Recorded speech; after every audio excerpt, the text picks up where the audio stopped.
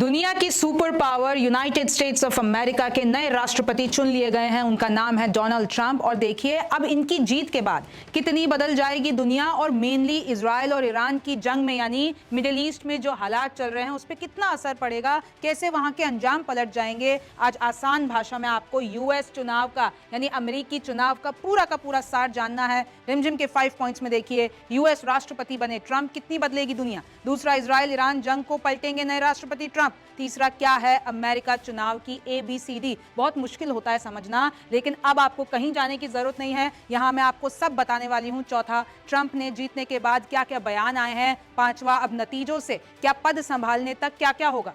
अभी भी 75 दिनों के बाद पद संभालेंगे डोनाल्ड ट्रंप, उसके बीच में क्या क्या प्रोसेस होगा वो भी आपको जानना है। नमस्ते, मेरा नाम रिमझिम जेठानी है और आप रिमझिम के 5 पॉइंट्स देख रहे हैं। सबसे पहले नक्शा देखिए कि कैसे, अगर मैं आपको बताती हूँ इंडिया और दुनिया के नक्शे में अगर आप वेस्ट की तरफ देखते हैं तो आपको ये यूनाइटेड स्टेट्स ऑफ अमेरिका दिखेगा। आगे देख लीजिए कि ये फाइनल नतीजे हैं। आप देख सकते हैं कि कैसे कमला हैरिस एक तरफ थी डेमोक्रेटिक पार्टी की और एक तरफ रिपब्लिकन पार्टी के डोनाल्ड ट्रंप। तो कमला हैरिस के पास आई 224 और यहाँ पर 277 आए ट्रंप के पास। आप देख सकते हैं बहुमत का आंकड़ा 270 और इसमें 7 ज्यादा ट्रंप ले आए हैं। ये नक्शा देखिए यूनाइटेड स्टेट्स ऑफ अमेरिका, जो आपको ये लाल लाल दिख रहा है ये पूरी ट्रंप की पार्टी का है, और जो ब्लू दिख रहा है वो है डेमोक्रेटिक पार्टी यानी कमला हैरिस और बाइडेन की पार्टी, जो कि हार चुकी है। आगे देखिए कि कौन कौन उम्मीदवार थे इस रेस में। एक तो डोनाल्ड ट्रंप, एक कमला हैरिस डेमोक्रेटिक पार्टी की, कुछ दूसरे भी थे जैसे कि जिल स्टीन ग्रीन पार्टी की, रॉबर्ट कैनेडी इंडिपेंडेंट। और अगर आप वोटिंग परसेंटेज पर नजर डालते हैं, डोनाल्ड ट्रंप को 277 इलेक्टोरल वोट्स मिले हैं यानी 51% वोट मिला है, और कमला हैरिस को मिले हैं 224 इलेक्टोरल वोट्स यानी 47.5%। यानी आप देखिए सिर्फ 3 से 5 पूरा का पूरा डिफरेंस है इधर परसेंटेज में, और कुछ 0.4 नीचे वाले कैंडिडेट्स को भी मिले हैं। लेकिन सबसे पहला अब आपको समझने की कोशिश करनी चाहिए कि आखिरकार इतना इंपॉर्टेंट क्यों है अमेरिका चुनाव, कि यूएस राष्ट्रपति बने हैं ट्रंप, तो कितनी बदल जाएगी दुनिया। तो देखिए सुपर पावर है अमेरिका, ये तो आप जानते हैं।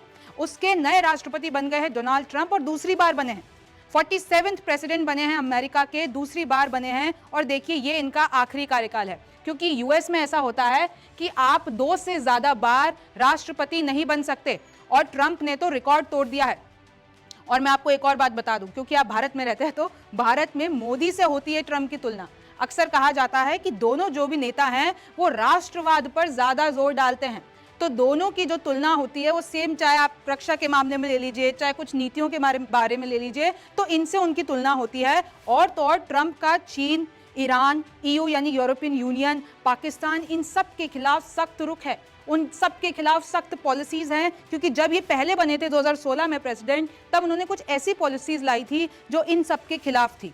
देखिए आप देख सकते हैं अगर इनके खिलाफ इनका रुख है तो ट्रेड पर असर पड़ता है, ग्लोबल ट्रेड पर असर पड़ता है, इनके ऊपर सैंक्शंस लगाए जाते हैं, तो इस तरीके से पूरी दुनिया अफेक्ट होती है। शरणार्थियों पर भी सख्त रुख है। आप देख लीजिए माइग्रेशन इशू जितना भी है, भारत के समान रक्षा सोच, यानी चाहे आप चीन ले लीजिए, पाकिस्तान ले लीजिए, जो भी रक्षा सोच या पॉलिसीज है ना भारत की, उसकी सेम एकदम ट्रंप की भी है। तो इसलिए कहीं ना कहीं मोदी और ट्रंप की भी तुलना की जाती है। इमिग्रेशन और H1B वीजा पॉलिसीज पर सख्त, यानी अगर घुसपैठ घुसाते हैं अमेरिका में तो उनके खिलाफ सख्त पॉलिसीज ट्रंप की। और तो और जो वहां पर वीजा के लिए अप्लाई करते हैं, अब ये भी कहा जा रहा है कि जो वहां पर भारतीय या दूसरे देशों के रह रहे हैं तो उनके वीजा में भी कुछ दिक्कत आ सकती है, क्योंकि ट्रंप की पॉलिसीज जो हैं वो इन सब मामले में बेहद सख्त हैं। अमेरिका के उपराष्ट्रपति बनेंगे JD वांस। और देखिए ट्रंप ने विश्व युद्ध दूसरी के बाद ट्रंप ने रिकॉर्ड तोड़ दिया है। अब देखिए पहली बार ऐसा हुआ है कि 4 साल के भीतर में दूसरी बार कोई सेम बंदा वापस से बन रहा है राष्ट्रपति। 2 बार महिला को हराया है, यानी 2016 में जब जीते थे तो आप देख लीजिए एक महिला को हराया था, क्लिंटन को, और आज देख लीजिए कमला हैरिस को हराया जो कि डेमोक्रेटिक पार्टी की है। और तो और ट्रंप ने क्या कहा, क्यों कह रहे दुनिया में नीतियां बदल जाएगी, अभी आपको पता है ना। एक तरफ यूक्रेन और रूस का युद्ध चल रहा है, एक तरफ ईरान इजराइल की वॉर चल रही है, मिडिल ईस्ट में हालात बेहद खराब हैं। तो देखिए कसम खाई थी ट्रंप ने कि 24 घंटे में यूक्रेन में रूस के युद्ध को समाप्त करवाऊंगा अगर राष्ट्रपति बन जाता हूं तो आप सबको अब ये देखना है कि इस मामले में प्लान नहीं बताया था उन्होंने, लेकिन क्या होगा वो देखना है। चीनी आयात पर नए टैरिफ लगाने की कसम खाई थी कि और ज्यादा चीन के खिलाफ जो इनका रुख है तो उसको और ज्यादा मजबूत करेंगे। जर्मनी के प्रति ट्रंप का गहरा विरोध ये हमने देखा था उनके पिछले कार्यकाल में, तो क्या अभी भी वैसा होगा। रूस पर थोड़े नरम पड़ सकते हैं। क्योंकि पहले भी कह चुके हैं ट्रंप कि अगर वो सत्ता में होते तो रूस और यूक्रेन की कभी जंग इतनी आगे बढ़ती ही नहीं। नाटो, यूक्रेन, जो नाटो पूरा का पूरा जो यूक्रेन को समर्थन करता है, उसको लेकर भी ट्रंप सख्त पूरे के पूरे हैं। तो अब जो है नाटो, यूरोपियन यूनियन, इन सब की टेंशन बढ़ गई है कि अब जो आने वाली पॉलिसीज होगी, क्योंकि बहुत आप देखिए कि पूरी दुनिया अफेक्ट होती है यूएस की पॉलिसीज से लेकर, क्योंकि वो कहीं ना कहीं सुपर पावर है और पूरी दुनिया से कनेक्टेड है। इजराइल को ट्रंप के रूप में मिला दोस्त। दूसरे पॉइंट पे आ चुके हैं हम कि इजराइल ईरान जंग जो है उसको कैसे राष्ट्रपति ट्रंप पलट सकते हैं। अब आप इस पॉइंट को बहुत समझदारी से और ध्यान से देखिए कि इजराइल को ट्रंप के रूप में, यानी नेतन्याहू और ट्रंप बहुत ही अच्छे दोस्त हैं। ट्रंप चुनाव हारे तो इजराइल होगा खत्म। जब ये पूरे के पूरे कैंपेन चल रहे थे तब ट्रंप ने कहा था कि अगर आप लोगों ने कमला हैरिस को जिता दिया और मुझे हरा दिया तो इजराइल खत्म हो जाएगा। इस तरीके के उनके बयान थे। ईरान का परमाणु प्रोग्राम अब खतरे में, यानी ट्रंप ने तो ये भी कह दिया था कि कुछ भी हो जाए ईरान को परमाणु का प्रोग्राम आगे बढ़ाने नहीं देना है किसी भी कीमत पे, यानी कट्टर दुश्मन है ईरान के। नेतन्याहू ने हड़बड़ी में रक्षा मंत्री गैलेंट को निकाला। देखिए नेतन्याहू ने, कल ही अभी एक खबर आई थी कि उन्हीं के, नेतन्याहू कौन है, प्रधानमंत्री हैं इजराइल के, उन्होंने क्या किया, आनंद फानन में कल की खबर है कि अपने रक्षा मंत्री को एकदम फायर कर दिया, निकाल दिया। गैलांट उनका नाम है और इसलिए निकाला क्योंकि गैलांट ने ये कह दिया था नेतन्याहू को पूरे पब्लिक प्लेटफॉर्म पे कि आपकी जो युद्ध नीति है गाजा और लेबनान के चलते वो ठीक नहीं है। तो दोनों में कई वक्त से टसल चल रही थी, मैंने भी अपने आपको शो में बताया था, तो इन्होंने निकाल दिया। अच्छा, नेतन्याहू ये सोच रहे थे कि कहीं कमला हैरिस ना जीत जाए, तो इसलिए उससे पहले ही इन्होंने गैलेंट को निकाल दिया, क्योंकि कमला हैरिस का कहा जाता है एक्सपर्ट्स के द्वारा कि कमला हैरिस का जो रुख है वो नेतन्याहू के खिलाफ है। वो थोड़ा सा ढीली पड़ती हैं गाजा, पैलेस्टीन और इन सारे मुद्दों के लिए। लेकिन अब देखिए उनको ऐसा लग रहा था, कल तक जो कुछ पोल्स आ रहे थे उसमें बताया जा रहा था कि कमला हैरिस जीत रही है, तो नेतन्याहू को ये लगा कि अगर कमला हैरिस जीत जाएगी तो हमारे लिए मुश्किल हो जाएगी, तो पहले ही मैं अपने रक्षा मंत्री को हटा देता हूं और दूसरे से रिप्लेस कर देता हूं। तो ये सारी चीजें एक्सपर्ट्स बता रहे हैं कि इस तरीके से पूरा का पूरा ट्रंप के ऊपर, देखिए जैसे ट्रंप जीत जाते हैं, लेकिन नेतन्याहू के लिए अच्छी बात है ना, अब तो उनका दोस्त जीत गया है, तो इसलिए ही नेतन्याहू एक बार फिर से गृह युद्ध में, इसलिए मैं आपको बता दूं गृह विरोध में इसलिए घिर चुके हैं क्योंकि जैसे उन्होंने इन मंत्री को, रक्षा मंत्री को हटाया, उनके खिलाफ उन्हीं के देश में विरोध शुरू हो गया। जो ऑपोजिशन लीडर्स हैं उनके माथे आ गए कि आप कैसे कर सकते हो ऐसा। ट्रंप ने अपने कार्यकाल में इजराइल अरब की दोस्ती बढ़ाई। मैं आपको इसलिए कह रही हूं कि इजराइल को दोस्त मिल गया है ट्रंप के रूप में, क्योंकि अपने कार्यकाल में अरब देशों और इजराइल को करीब लाने वाले ट्रंप हैं। ट्रंप की मानवीय चिंताओं के लिए कोई शर्त नहीं होगी। ये कहा जा रहा है एक्सपर्ट्स के द्वारा कि ये जितनी भी मानवीय, अभी आपको मैंने बताया था कि बाइडेन ने ये कहा था, जो कि अमेरिका के राष्ट्रपति, इनसे पहले, अब तो ये चुन लिए गए हैं ट्रंप, लेकिन इनसे पहले बाइडेन, तो उन्होंने ये कहा था कि अगर गाजा और लेबनान में मदद नहीं पहुंचवाता है इजराइल और कोई भी रोड़ा अटकाता है तो हम इजराइल को मिलिट्री सपोर्ट देना बंद कर देंगे। तो धमकी दी थी इजराइल को। तो मतलब डेमोक्रेटिक पार्टी ये सोचती थी कि ये मानवीय चिंता थी उनको कि किसी का भी नुकसान ना हो, लेकिन ऐसा कहा जाता है ट्रंप इस मामले में बहुत सख्त हैं, वो ऐसा कुछ नहीं सोचेंगे। इनफैक्ट जब अरब और इजराइल की भी ये डील करा रहे थे तब भी गाजा और फिलिस्तीन का मुद्दा इतना आगे नहीं आया था।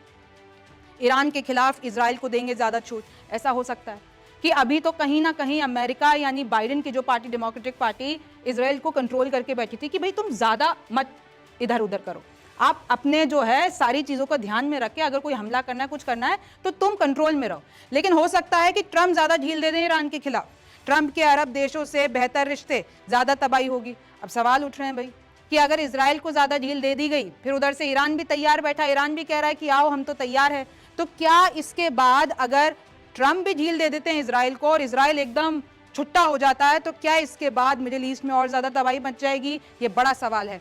आप देख सकते हैं जो मैं आपको बता रही थी कि कैसे इजराइल के ऑपोजिशन लीडर्स ने एक जॉइंट स्टेटमेंट निकाला है नेतन्याहू के खिलाफ कि आप रक्षा मंत्री गैलांट को कैसे फायर कर सकते हो। खैर, अब तीसरे पॉइंट पे आते हैं कि क्या है अमेरिका चुनाव की ABCD। देखिए अक्सर लोगों को नहीं समझ में आ पाता है क्योंकि बहुत ही कॉम्प्लेक्स है। हर 4 साल में अमेरिका के राष्ट्रपति चुनाव होते हैं, सिंपल सी बात है। इधर भारत में 5 साल में होते हैं, इधर 4 साल में होते हैं। जनता सीधे तौर पर नहीं चुनती राष्ट्रपति। भाई आपको लग रहा होगा कि अमेरिका वोटिंग कर रहा है तो वो जाके ये चुन रहा है कि डोनाल्ड ट्रंप बनेंगे या कमला हैरिस, नहीं, सीधे तौर पर नहीं होती। जनता जो है कुछ रिप्रेजेंटेटिव्स को चुनती है, यानी कुछ इलेक्टर्स को चुनती है जो आगे जाके प्रेसिडेंट को चुनते हैं। तो सीधे तौर पर यानी इनडायरेक्ट वोटिंग होती है ये, मैं आपको और आगे समझाऊंगी, लेकिन थोड़े से आप जो टर्म्स है वो क्लियर कर लीजिए कि यूएस कांग्रेस किसको कहा जाता है। यूएस कांग्रेस जैसे भारत में संसद होती है, पार्लियामेंट होता है, तो वैसे ही वहां पर यूएस कांग्रेस, आप उनकी वो संसद मान लीजिए, यूएस कांग्रेस उसका नाम है। और यूएस हाउस ऑफ रिप्रेजेंटेटिव के नाम से उसमें देखिए 435 मेंबर्स होते हैं। जैसे भारत में अगर मैं कंपेयर करती हूँ लोकसभा होती है अपनी, वैसे ही लोकसभा जैसे इधर लोअर हाउस होता है, वैसे ही अमेरिका में हाउस ऑफ रिप्रेजेंटेटिव्स होता है और उनकी संख्या कितनी होती है 435। अब आगे देखिए यूएस सेनेट क्या होती है। जैसे भारत में राज्यसभा होती है वैसे ही अमेरिका में यूएस सेनेट होती है कि अपर हाउस कहा जाता है। इसमें देख लीजिए कि कैसे 100 मेंबर्स होते हैं, यानी अगर अमेरिका में 50 स्टेट्स है तो हर एक स्टेट से 2 मेंबर होते हैं और उनको सेनेटर्स कहा जाता है। अमेरिका में 50 राज्य हैं, आपको पता है ना, United states of America, America मतलब इन 50 राज्यों का समूह। और इधर अगर चुनाव के मामले में बात करते हैं तो 7 स्विंग स्टेट्स ऐसी होती हैं, आपने बहुत बार अभी उनका मेंशन सुन लिया होगा कि 7 स्विंग स्टेट्स होती हैं, यानी 7 राज्य ऐसे होते हैं जो डिसाइड करते हैं कि आखिरकार कौन जीतेगा। और देखिए मैं आपको आगे बताऊं पूरा का पूरा स्विंग स्टेट्स क्या होता है, लेकिन आप ये देखिए कि प्रेसिडेंट चुनने के लिए यानी पूरा जनता डायरेक्ट तो वोट करती नहीं है। जनता क्या करती है, पहले 538 निर्वाचक चुनती है, यानी इलेक्टर्स चुनती है। जनता इन लोगों के लिए वोट करती है और आगे ये जो निर्वाचक होते हैं, ये जो रिप्रेजेंटेटिव्स होते हैं, वो आगे जाके प्रेसिडेंट चुनते हैं। थोड़ा सा कॉम्प्लेक्स है, लेकिन आप इसको समझिए कि इलेक्टर्स जो हैं इनका काम ही यही है कि इनको प्रेसिडेंट का चुनाव करना है। और इलेक्टर्स को कौन चुनेगा, जनता चुनेगी। अच्छा, ये जो इलेक्टर्स हैं वो हर राज्य में पॉपुलेशन के हिसाब से बटे हुए हैं और ये जितने भी इलेक्टर्स हैं इनके समूह को ये पूरा का पूरा जो बनाते हैं वो इलेक्टोरल कॉलेज बनाते हैं। और आपने देखा होगा टर्म में कि कैसे इलेक्टोरल कॉलेज ही डिसाइड करते हैं कि कौन होगा अगला राष्ट्रपति। देखिए हर राज्य में जनसंख्या के आधार पर ये सीटें और ये इलेक्टर्स बटे हुए होते हैं। राज्यों में विनर टेक ऑल सिस्टम लागू होता है। सपोज अगर एक राज्य में 10 सीटें हैं, 10 इलेक्टर्स हैं, जिसमें से आप मान लीजिए कि 4 तो कमला हैरिस ने जीत ली और 5 ट्रंप ने जीत ली। तो अगर 5 ट्रंप ने जीत ली है तो आप सोचिए कि वो जो 4 कमला हैरिस ने जीत ली है वो भी ट्रंप की हो जाएंगी, यानी पूरा का पूरा राज्य जो है वो एक ही रिपब्लिकन पार्टी यानी ट्रंप का हो जाएगा। तो ऐसा होता है कि जिस राज्य में जितने ज्यादा इलेक्टर्स यानी बहुमत का आंकड़ा, हर राज्य का अलग होता है कि अगर एक पार्टी बहुमत के आंकड़े पे पहुंच गई तो वो पूरे राज्य के जितने भी होते हैं इलेक्टर्स, जितनी भी सीटें, वो उसी पार्टी की हो जाती है, चाहे दूसरे वाले ने कितनी भी जीती हो, चाहे एक का भी डिफरेंस हो, तभी भी पूरी सीटें उसके पास चली जाती है। देखिए जिसने निर्वाचक ज्यादा जीते यानी जिस राज्य के निर्वाचक ज्यादा जीते वो पूरा राज्य हासिल कर लेते हैं, चाहे फिर आपने जीत हासिल कर ली हो। तो देखिए 270 बहुमत का आंकड़ा होता है, इलेक्टोरल कॉलेज जीतने वाला बनता है राष्ट्रपति। तो मैंने आपको बताया कि जनता कितने निर्वाचक चुनती है, 538। अब इन 538 का जो बहुमत का आंकड़ा होता है वो 270 होता है। जिस भी कैंडिडेट ने 270 पा लिए वो राष्ट्रपति बन जाएगा। अब इसमें क्या हुआ है, ट्रंप ने 277 पा लिए हैं, यानी अब वो राष्ट्रपति बन चुके हैं, बहुमत के आंकड़े से 7 ऊपर हैं। और कैसे होती है अमेरिका में वोटिंग, कैसे होती है भाई, 4 तरीके हैं। एक मतपत्र, एक बैलेट मार्किंग। मतपत्र तो वो पूरा का पूरा पर्चा होता है, उसमें टिक करते हैं लोग कि कैसे उसमें आपको यूएस प्रेसिडेंट के लिए और कौन से आपके इलेक्टर्स हैं वो पूरे उसमें टिक करते हैं। बैलेट मार्किंग होती है। फिर इलेक्ट्रॉनिक, पूरा का पूरा इलेक्ट्रॉनिक मशीनों पर भी होती है। तो 3 तरीके होते हैं और कुछ तो डाक पत्र के द्वारा भी भिजवाते हैं। भाई कुछ पहले ही जाके भिजवा लेते हैं कि हमने डाक पत्र में दे दिया, अपना लिफाफा दे दिया कि अगर वो या तो सेना में हो या फिर वो कहीं बाहर जा रहे हो, तो इस तरीके से वहाँ पर वोटिंग होती है। तो देखिए नतीजों के बाद शपथ ग्रहण में 75 दिन लगेंगे। अभी भी मैं उसका प्रोसेस आपको बताऊंगी कि कैसे अभी ट्रंप जीत तो चुके हैं लेकिन अभी भी 75 दिन लगेंगे। अब देखिए जो मुख्य पार्टियां हैं अमेरिका की वो 2 पार्टियां हैं। पहली है रिपब्लिकन पार्टी जिसे ग्रैंड ओल पार्टी कहा जाता है और इनका जो साइन है वो है एलिफेंट यानी हाथी, और डोनाल्ड ट्रंप इसी पार्टी के हैं। और अगर मैं कुछ पुराने प्रेसिडेंट बताती हूँ इसी पार्टी के, अब्राहम लिंकन आपने नाम सुना होगा, जॉर्ज डब्ल्यू बुश आपने नाम सुना होगा, और डोनाल्ड ट्रंप अब एक बार तो जीत ही चुके थे, दूसरी बार भी जीत चुके हैं। दूसरी मुख्य पार्टी है डेमोक्रेटिक पार्टी जिसको लिबरल पार्टी, क्योंकि वो लिबरल सोच रखती है, लिबरल पार्टी कहा जाता है। और इनका जो साइन है वो है डोंकी यानी गधा। अब देखिए अगर मैं इनके फेमस बताती हूँ आपको प्रेसिडेंट पुराने वाले, John F Kennedy, Bill Clinton, Barack Obama, Joe Biden, और अभी कमला हैरिस खड़ी थी लेकिन वो हार चुकी है। तो देखिए राष्ट्रपति चुनाव के लिए 50 राज्यों में वोटिंग होती है। राजधानी वॉशिंगटन डीसी में कुल 538 सीटें, यानी ये सारे के सारे कौन होते हैं? इलेक्टर्स होते हैं। अच्छा, आप इसमें कंफ्यूज मत होइएगा कि दो तरीके की वोटिंग होती है। एक तो प्रेसिडेंट चुनना है।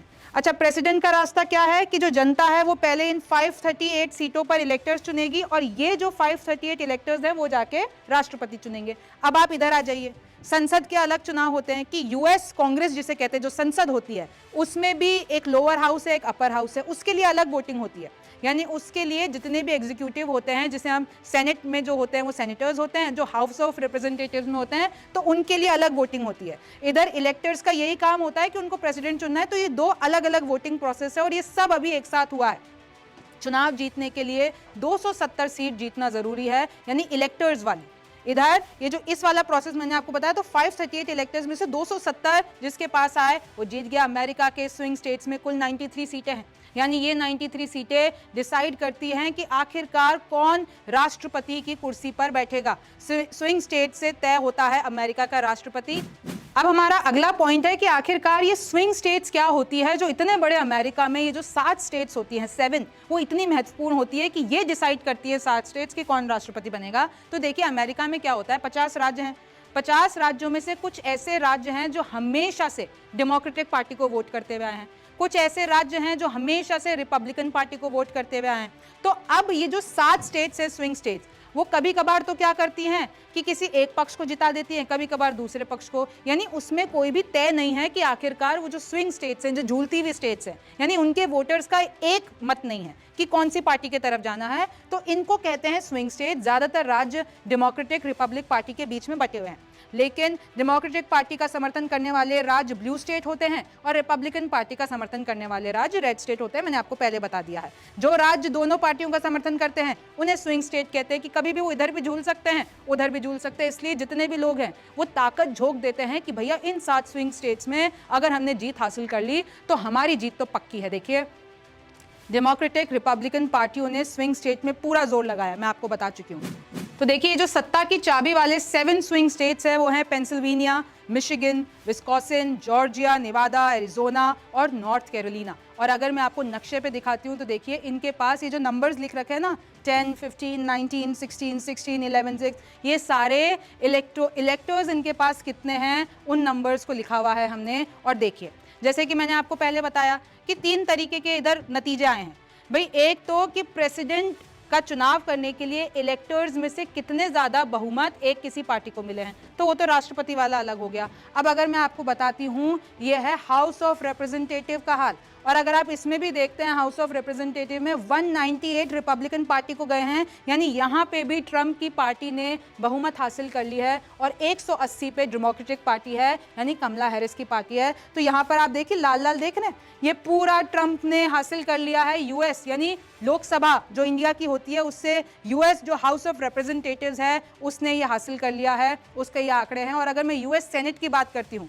जो कि भारत की आप राज्यसभा ले लीजिए, तो यूएस सेनेट जिसमें 100 सीटें होती है उसमें भी आप देखिए कि बहुमत का आंकड़ा तो ट्रम्प के पास ही है, यानी 52 यहाँ पर है और 42 डेमोक्रेटिक पार्टी के पास है और रिपब्लिकन पार्टी के पास 52। तो देखिए हर जगह से राष्ट्रपति की रेस में, चाहे फिर वो सेनेट हो चाहे वो हाउस ऑफ रिप्रेजेंटेटिव हो, उसमें ट्रम्प का कमाल हो गया है, यानी रिपब्लिकन पार्टी का कमाल हो गया है। चौथा देखिए ट्रम्प ने जीतने के बाद क्या क्या बयान आया और क्या क्या उन्होंने कहा। तो जैसे ही ये क्लियर हो जाता है मामला तो ट्रम्प आते हैं और कुछ बयान देते हैं। ट्रम्प ने जीतने के बाद किया पहला संबोधन और क्या क्या कहा कि इतिहास का सबसे महान सियासी लम्हा, क्योंकि हिस्ट्री टूटी है भाई कि इस तरीके से कोई भी 4 साल के अंतराल में दूसरी बार राष्ट्रपति नहीं चुना गया है। अमेरिका का अब विकास होगा। और एलन मस्क की तारीफ भी की, आपको पता है जो ये एक्स चलाते हैं, जो पहले ट्विटर था, उसके मालिक एलन मस्क, उन्होंने पूरा समर्थन किया है डोनाल्ड ट्रम्प को, और अमेरिका का विकास होगा ये डोनाल्ड ट्रम्प का कहना है और तारीफ की एलन मस्क की। स्विंग राज्यों का पूरा साथ, युद्ध बंद कराएंगे, यानी जितने भी स्विंग स्टेट्स हैं वो सारे के सारे डोनाल्ड ट्रम्प के पास चले गए, यानी उसमें उन्होंने अच्छी जीत हासिल कर ली। और उनका ये धमकी भी है कि यूं मिनटों में हम लोग जो है घंटों के बीच में युद्ध बंद करा देंगे, चाहे फिर वो रशिया यूक्रेन वॉर हो, चाहे वो इजराइल ईरान की जंग हो, इसके ऊपर उन्होंने बयान दिया। फिर कहते हैं अवैध घुसपैठ बंद होगा, हर दिन हम इसके लिए लड़ेंगे, और अगर किसी को आना है तो कानूनी तौर पर अमेरिका में आए, ऐसे इलीगल तरीके से कोई भी आएगा तो हम बर्दाश्त नहीं करेंगे। भारत, इजराइल, पाक, यूक्रेन ने दी बधाई। सब ने बधाई दी है कि बेंजामिन नेतन्याहू जो इजराइल के प्राइम मिनिस्टर हैं, इन सब ने, और इनफैक्ट जितने भी दूसरे कंट्रीज़ हैं उन्होंने ट्रंप को बधाई दी है। अब देखिए ट्रंप के बारे में थोड़ा सा जान लीजिए। डोनाल्ड ट्रंप, उम्र इनकी 78 ईयर्स की है, 4 भाई बहन हैं, 3 शादियाँ की हैं इन्होंने, 5 बच्चे हैं। अगर मैं आपको सीरीज़ वाइज बताती हूँ, 1949 में मॉडल इवाना के साथ इनकी शादी हुई, 3 बच्चे हुए, ट्रंप जूनियर, इवांका ट्रंप और एरिक। 1963 में मार्ला मेपल्स के साथ शादी होती है और एक बच्ची इनकी टिफनी। 2005 में मेलोनिया जो कि इस वक्त उनकी बीवी हैं, तो उनके साथ एक बेटा है बैरन। और आपने जो अभी स्पीच सुनी होगी तो साइड में देखा भी होगा कि मेलोनिया खड़ी हुई थी। सबसे अमीर राष्ट्रपति हैं हिस्ट्री में, पत्रकार कारोबारी रहे थे और उसके बाद अब प्रेसिडेंट हैं वो, और पहले भी मैं आपको बता दूं कि प्रेसिडेंट रह चुके हैं। 2016 में राष्ट्रपति बने थे और ये इनका दूसरा कार्यकाल होगा। देखिए 5वां, अब नतीजों से पद संभालने तक क्या क्या प्रोसेस होगा। जैसे कि मैंने आपको बताया अभी भी 75 दिन हैं कि जैसे ही वो पद संभालते हैं तो इन 75 दिनों के बीच में क्या होगा। और देखिए अमेरिका में तारीखें सेट रहती है। हमें पता है कि जो 5 नवंबर यानी जो ट्यूसडे आया है, मंगलवार आया है, तभी आपको वोटिंग करानी है। तो इनके सारे सेट रहते हैं। चुने हुए इलेक्टर्स दिसंबर में इलेक्टोरल कॉलेज के लिए वोट करेंगे। देखिए अब इलेक्टोरल कॉलेज के लिए जो वोट होगा वो दिसंबर में होगा, यानी जिनको जनता ने, इलेक्टर्स ने चुना है, अब वो दिसंबर में वोटिंग करेंगे और राष्ट्रपति और उपराष्ट्रपति को चुनेंगे। यानी अभी भी आप फाइनल मत मानिए, अभी तो चलिए मीडिया के खबर से और पूरे जितने भी सोर्सेज हैं, अमेरिका के जितने भी चैनल से, उन्होंने बता दिया है कि ये फाइनल नतीजा है, लेकिन ऑफिशियल तौर पर अभी ऐलान नहीं होगा। आप देखिए कि पहले ही जितने भी इलेक्टोरल्स चुने गए हैं वो दिसंबर में वोटिंग करेंगे। राष्ट्रपति व उपराष्ट्रपति का चुनाव होगा 6 जनवरी को, यानी अगले साल 2025 में गिनती होगी। 538 इलेक्टर्स में से 270 इलेक्टर्स का वोट पाने वाला जीतेगा। अब देखिए इधर तो जितने भी इलेक्टर्स जीते हैं तो उनसे हमने अनुमान लगा लिया कि चलिए बहुमत मिल जाएगा डोनाल्ड ट्रंप को, लेकिन अगर इसमें भी कुछ खेल हो गया तो वो 6 जनवरी को आपको पता चलेगा, क्योंकि गिनती तब होगी, उससे पहले कुछ खेल भी हो सकता है। 20 जनवरी 2025 को यूएस के नए राष्ट्रपति शपथ लेंगे, यानी 20 जनवरी को शपथ ग्रहण होता है। भारत में तो क्या कि जैसे ही कोई जीतता है तो उसके आप देखिए 15 दिन के भीतर सब कुछ हो जाता है, लेकिन यहाँ पर 75 डेज लगते हैं। बाइडेन चुने हुए नए राष्ट्रपति को सत्ता सौंपेंगे। ये मैं बता रही हूँ कि 20 जनवरी 2025 को क्या होगा। वॉशिंगटन डीसी की कैपिटल बिल्डिंग में पूरा समारोह होगा, रैली निकलेगी, पूरे उनके होते हैं कि पहले जाके राष्ट्रपति से मिलेंगे और जितने भी रिचुअल्स अभी तक के चलते आ रहे हैं। फिर बाइबल पर हाथ रखकर शपथ लेते हैं नए राष्ट्रपति। नए राष्ट्रपति परिवार के साथ फिर व्हाइट हाउस में शिफ्ट हो जाते हैं। सौंपा जाता है ब्रीफकेस। अच्छा, इनका एक रिचुअल होता है कि जैसे ही कोई नया राष्ट्रपति पदभार संभालता है तो जो पुराना राष्ट्रपति है उनको एक ब्रीफकेस देता है काले कलर का, और उसको कहते हैं न्यूक्लियर फुटबॉल। इसका मतलब ये होता है कि अब जो नया राष्ट्रपति चुना गया उसके हाथ में पूरी पावर है कि अगर वो कभी भी चाहे ना तो किसी भी देश के ऊपर या कोई भी ऐसा न्यूक्लियर से रिलेटेड फैसला है, न्यूक्लियर बॉम्ब छोड़ने का फैसला है, वो ले सकता है। उसके हाथों में पूरी पावर है और वो हमेशा ब्रीफकेस उनके साथ रहता है। कभी भी वो जाते हैं तो हमेशा उस ब्रीफकेस में, जो कि हमेशा जो उसमें जो सीक्रेट डॉक्यूमेंट्स रहते हैं, वो हमेशा राष्ट्रपति साथ लेके चलते हैं। अब अगला सवाल है कि अगर 6 जनवरी को बहुमत नहीं मिला तो क्या होगा, कोई खेल हो गया तो क्या होगा। तो देखिए यूएस कांग्रेस चुनेगी राष्ट्रपति व उपराष्ट्रपति। जैसे मैंने आपको दोनों प्रोसेस समझाया कि भाई एक तो जनता ने इलेक्टर्स चुने 538, फिर उनमें से 270 ने किसी एक कैंडिडेट को चुना और वो राष्ट्रपति बन गया। लेकिन अगर इधर ही बहुमत नहीं आ पाता है तो जो दूसरा प्रोसेस मैंने आपको बताया कि पूरा का पूरा जो यूएस कांग्रेस है, जिसे संसद कहते हैं, तो अगर वो यूएस कांग्रेस में से जो भी हाउस ऑफ रिप्रेजेंटेटिव्स हैं उनका काम होगा राष्ट्रपति व उपराष्ट्रपति चुनना। देखिए हाउस ऑफ रिप्रेजेंटेटिव्स में पहले बता चुकी हूँ 435 सीटें होती हैं, 435 मेंबर्स होते हैं, लेकिन हर राज्य को एक ही वोट मिलता है। यानी 50 अगर राज्य हैं यूनाइटेड स्टेट्स ऑफ अमेरिका में, तो जिस भी कैंडिडेट ने 26 का आंकड़ा छू लिया, यानी 26 जुटा लिए वोट, तो वो राष्ट्रपति बन जाएगा। तो देखिए इसी तरह 100 सेनेट भी सदस्य उपराष्ट्रपति चुनते हैं, यानी राष्ट्रपति चुनने का जिम्मा तो लोअर हाउस के पास है, यानी हाउस ऑफ रिप्रेजेंटेटिव, और अगर उपराष्ट्रपति चुनना है तो वो upper house like Rajya Sabha in India, तो वो चुनेंगे ये 100 सेनेट, वो उपराष्ट्रपति चुनेंगे। और इसी तरीके से जो बहुमत का आंकड़ा है उनको पाना होगा। आगे देखिए कि कैसे नरेंद्र मोदी ने भी पोस्ट किया है डोनाल्ड ट्रंप के लिए कि heartiest congratulation to my friend. और नरेंद्र मोदी और डोनाल्ड ट्रंप बहुत ही अच्छे दोस्त हैं। जब नरेंद्र मोदी अमेरिका गए थे तो आपने देखा था क्या शानदार प्रोग्राम हुआ था हाउडी मोदी के नाम से, और जब डोनाल्ड ट्रंप यहाँ पर आए थे तो किस तरीके से उनका स्वागत हुआ था। तो ये भारत के लिए भी आप देख लीजिए एक अच्छा कदम है कि किस तरीके से भारत को भी फायदा हो सकता है ट्रंप के जीत जाने से। लेकिन आप इधर देखिए ईरान का रुख देखिए, ईरान की तरफ से जवाब आता है, क्योंकि मैंने आपको बताया कि ईरान और ट्रंप की जो पॉलिसीज़ हैं ट्रंप की ईरान के खिलाफ वो बेहद खतरनाक है। तो ईरान ने कह दिया कि हमें कोई फ़र्क नहीं पड़ता है कि अगर वो डोनाल्ड ट्रंप आ गए, वो और कोई सैंक्शन, हम तो तैयार हैं, हम पूरे के पूरे तैयार हैं। और हमारे पास तो सैंक्शंस आज थोड़ा ना लगे, न जाने कब से लगे हुए हैं। तो हमसे एकदम ये, हमको कोई ऐसा नहीं है कि ट्रंप आने से हम टेंशन में आ गए हैं। ये पूरा का पूरा ईरान की तरफ से देखिए बयान आया है। अब आगे क्या होता है, जंग के सिलसिले में क्या होगा, और इन 75 डेज में क्या क्या होता है, ये तो वक्त बताएगा। आपको क्या लगता है इस बारे में, मुझे ज़रूर बताइए। मैं हूँ रिमझिम जेठानी, आप रिमझिम के 5 पॉइंट्स देख रहे थे। आपसे फिर मुलाकात होगी।